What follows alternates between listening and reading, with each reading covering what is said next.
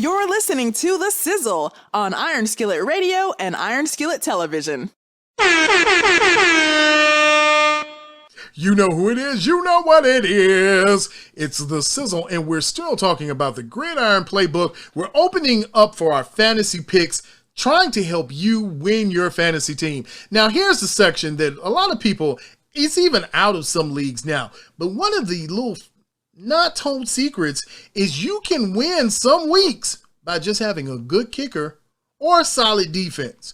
Trust me, it's happened. I've been a witness to it. I have been a party to I was winning a league against Rich Sizzle until a defense came in and won him that week. It was a Monday night. It was a nightmare. It was a terror. And to this day, I still don't like wings from this place because I felt that I was betrayed by the food I was given. So you know who it is. It's The Sizzle. He's Rich Sizzle. He's Jay Sizzle. I'm G Sizzle. And we're going to tell you the picks you should have right now. Your defense and kickers. That's right. I know you say defense and kickers. Who wants defense and kickers? Well, let me tell you, my friend, if you get a good kicker, you get good defense, I'm telling you, you'll win. So, Rich Sizzle, very quickly. Got to talk about it. We still got to talk about it. We've got to talk about.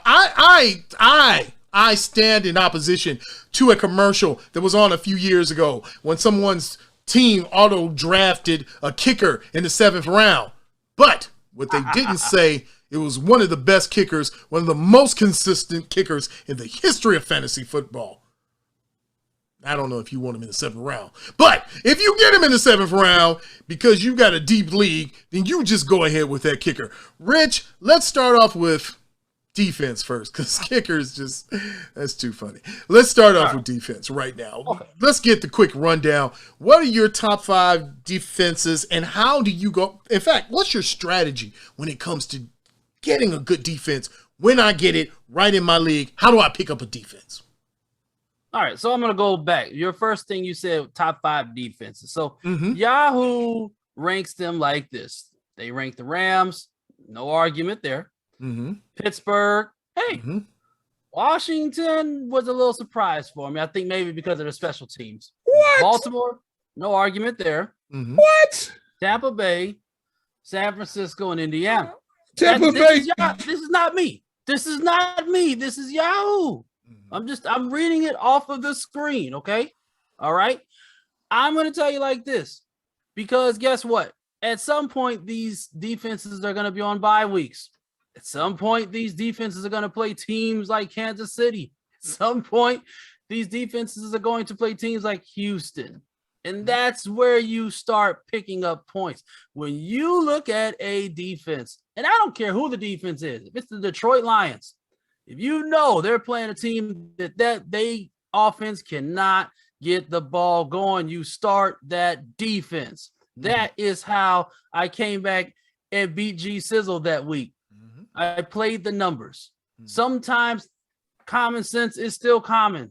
And that's how it is in fantasy football with defenses. If you know you're playing up, I don't care what your defense is, the 85 Bears, if you know you're going up against Kansas City, it might not be a good week to play them. I'm just saying. And just vice versa. If you have the 85 Bears and you're going up against the Houston Texans, yeah, start them. Absolutely. You know, this is, hey, defense, it's chess, not checkers. I like it. So rotation wise, Jay, are you opposed to rotating defenses week to week? Are you opposed to the matchup, or do you want to stick with one defense and say that's the defense I'm riding out for the year? If I got one of the top 3 defensive out there, and I think Tampa Bay is one of those, I think they're ranked too low. I'm rolling that defensive out there, and unless we run into a situation where it's later in the season, there's a bye week coming up, or there's a good defense out there, and the matchup looks good, then I'm going to go ahead and pick up that defense and start that defense. And I might even pick up that defense, keep my same defense, and not play my defense because they're going up against another high-scoring team, and start that defense against a lesser offense because I might generate more points. If you got opportunity to do it, then you do it. But I think a lot of time in fantasy, unless you have a lot of time to put into your fantasy, you're really going to be dealing with your running backs, your injuries, your wide receivers, and sometimes we really forget about our defenses in fantasy. But as Rich said, if you get on top of it and you can move those defenses around, there are a lot of times there are defenses out there who weren't playing well at the beginning of the year, and now they're playing better at the end of the year. They've gelled, and it might be a time to go switch a defense out and go get a team that's hot. That's one thing to go do. Now, Rich, I'll say this. We talked about Tampa Bay some shows ago, and we talked about maybe there's a little bit of an overblown nature when it comes to Tampa Bay because the division that they're playing in is so poor. It may give convoluted numbers and conflate the numbers for their defense this season. But we don't have that same argument when it comes to kickers. Kickers are kickers. Either they're going to kick and miss or they're going to kick and hit. So is it out of the realm to say 7th, 8th, 9th, if I have a great kicker on that board and I've gotten my running backs and I've gotten my defense, or I'm waiting to the end to get my defense, if I see a great kicker, and there's only one in my mind right now I'm thinking about, if I see a great kicker out there and I'm going into the 8th and I may not pick again to close to the bottom of the 10th, do I take a kicker or do I keep going and finding somebody else? I would love to pull the statistics, but I don't think anyone's ever won their fantasy league picking a kicker anywhere beyond 10th. I don't know. Maybe, I'm just saying, I don't know anybody. Yes, I get it. Justin Tucker and Harrison Butker are your two guys. I get all that. Okay. I really do. But guess what? The same strategy that you can use for kickers, for defenses, you can use for kickers. Play the numbers. Look at the offenses. Again, your kicker is kind of like your receiver. It can only catch what's being thrown to him. So with the kicking position, your kicker can only kick what's available. If you have a great kicker and that offense ain't doing nothing, it doesn't matter if he's kicking 70 yards. If they can't get a first down, they're useless. Point blank. If you play the numbers again with that, here's a strategy that I try to tell people. Look at your kickers around week 12 when it's starting to get cold. Do you want your kicker kicking a frozen ball, or would you like your kicker kicking somewhere in Miami? Look at where your team, your kicker is kicking from in your playoff rounds. That's your guy you zero in on, because it's a lot easier. Maybe I never was a kicker, but I'm just assuming it's a lot easier kicking either in a dome or in warmer weather than it is kicking a ball in sub-zero temperature. Something to think about, something to look at as well when you're looking at kickers, because let's just face it, somebody in your league is going to go and pick Justin Tucker in the 6th round. Somebody's going to pick Harrison Butker in the 7th round, and you're going to hold tight. These are what's going to win your fantasy season. Not being hasty on picks. Doesn't work out. Never works out. Jay, if you're looking at the top 10 kickers, the power rankings for 2021, outside of Justin Tucker, the only one, because we had problems, Greg Zuerlein, Jason Myers, Ryan Suckup, Tyler Bass and Matt Gray are even new. Robbie Gold had a shaky season. And then you have Jason Sanders, who's coming on strong. Is there any need to worry about getting a kicker before the end of your draft at this point, when you only have one of the top players there that's been consistent throughout the years in fantasy?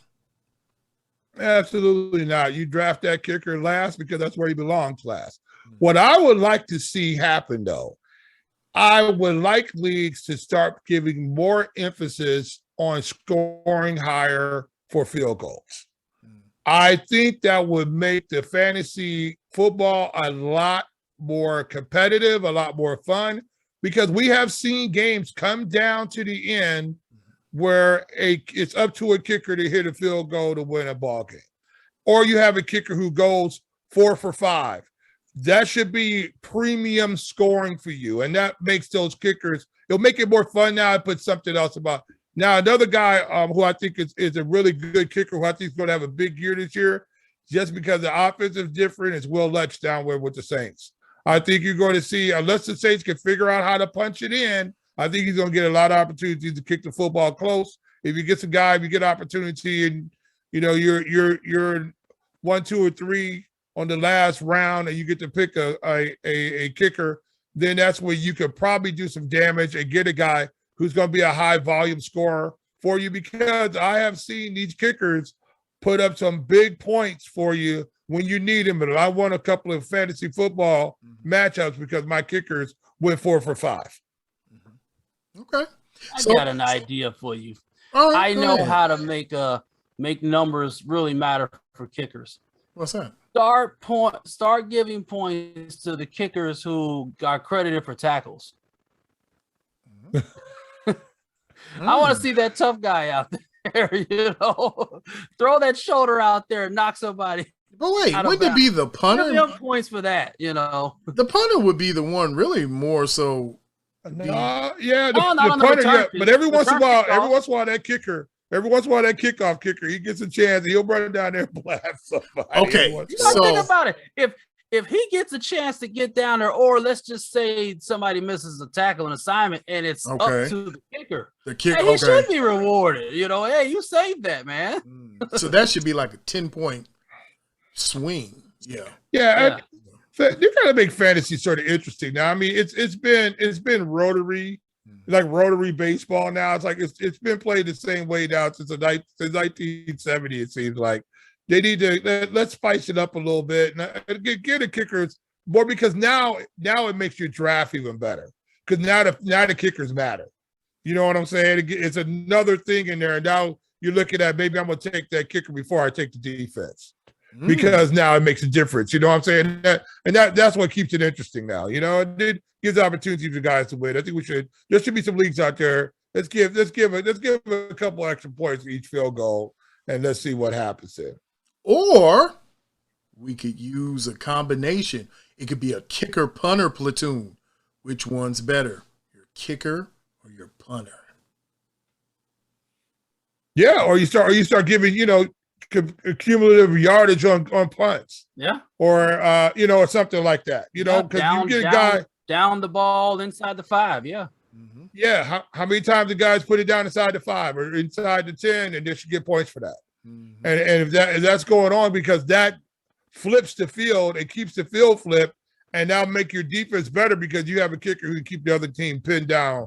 That's a great weapon when you have a great kicker. I love these ideas, but I think Yahoo is going to send us a letter that says cease and desist, because you're about to make our jobs extremely difficult. Yeah. Our stat guys are going to pull the hair out that they don't have. It's like, what? Are you kidding me? Come on. I mean, it's just a thing, as Jay was saying. It's something to spice it up, give it a little bit of change, and maybe it would make the kicker role more important, especially when you're doing your drafting and you're looking so that you just don't have your last 2 picks as your kicker and your defense. But that's okay. Yeah. That's okay. I like the idea. I think it's a hell of an idea. And I think we should write and at least lobby to some congressman for that.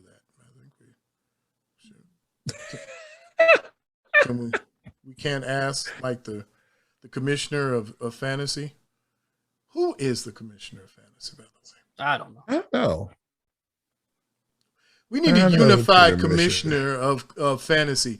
Maybe it can be Chad Ochocinco.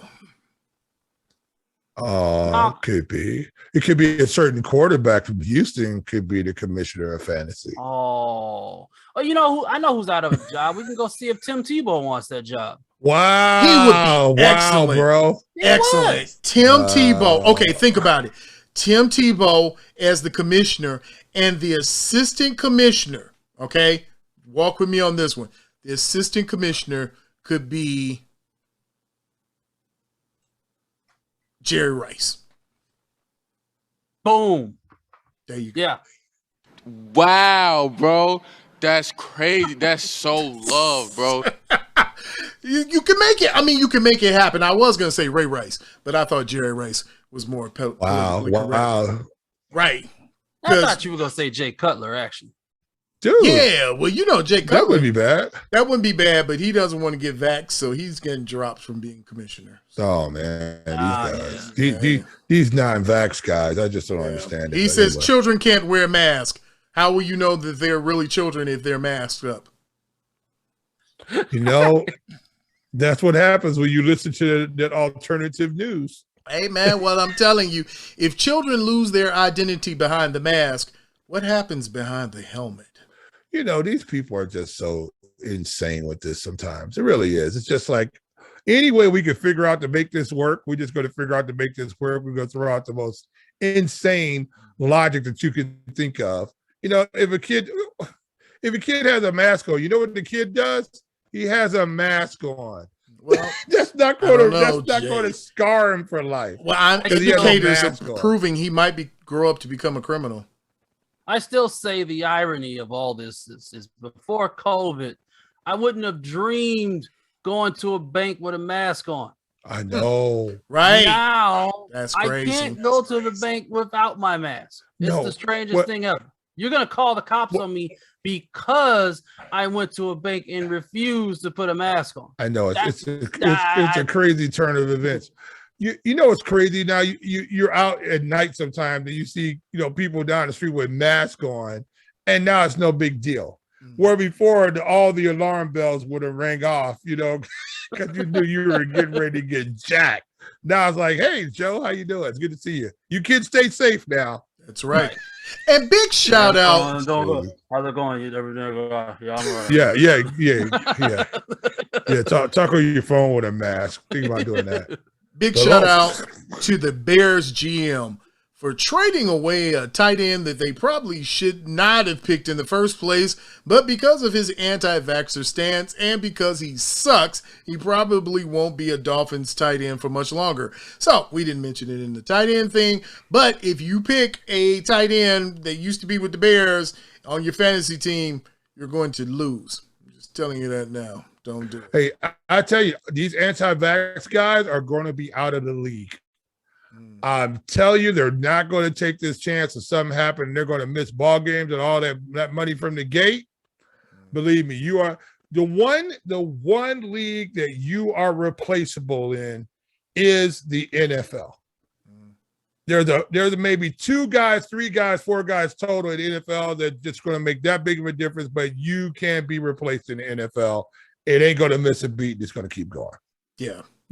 And we're going to wrap it there because, hey, I'm looking forward for wherever Deshaun Watson, whenever he starts playing again, unless he and R. Kelly are playing in the tag league, there's going to be a great player sometime next year for you and your fantasy. But you know who it is. He's Rich Sizzle. He's Jay Sizzle. And we have given you the keys to winning your fantasy by picking the best defense and the best kickers around. And remember, you know what to do. Hit the like, subscribe, and share button. Yeah, do that. Make sure that are we over 100 subscribers yet? We are. It's ridiculous. We are getting there, and we have to get there. We better get there. We're not going anywhere. You're laughing. 17. You're laughing right now, but one day we won't let you subscribe. Okay, that's okay. Don't worry about it. That's all right. We're going to get there before a certain Texans quarterback starts playing again. Oh, Dak, dude. Y'all go ahead and pick Dak Prescott if you want to for your fantasy league. See what happens to you. See what happens. What happens. It's going to be if ugly. He's available as a backup quarterback, man. Do your thing though. Yeah, he's going down. Oh yeah, he's going down. Hey man, shout out to Mitchell Trubisky though. You could be the backup quarterback. You can be the backup to the backup. Hey, did I not tell you? That Mitchie Trubisky, not that bad of a quarterback. All right, man, that's get it. Out of here, man. Close this out. I gotta go. All right, you know who it is. You know what it is. It's the Sizzle in the building, and we will see you, my friend, on the other side. There you go. Go, Mitch.